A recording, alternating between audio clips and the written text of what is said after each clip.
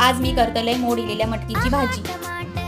कढई तापलेली असा आता मी ओतून घेतले तेल, फोडणीत टाकले राई आणि जिरा, कढीपत्ता टाकले, फोडणी तडतडली। आता टाकते कांदो आणि टॅमॅटो।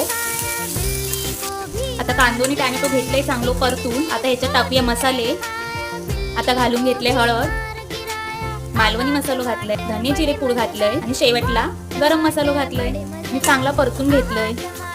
आता घालतलंय मटकी, चांगली परतून घेतलंय। आता चवीत घातलंय थोडा मीठ, चांगला ढवळून घेतलंय आणि वाफेवर शिजवून घेऊया। भाजी घेतले वाफवून। आता घातले खोबरा, मी घेतले मस्तपैकी ढवळून। अशी भाजी करा, खावा आणि बघा कशी लागतली ती। ही बघा किती सुंदर छान भाजी झाली। असं आमका तरी अशीच भाजी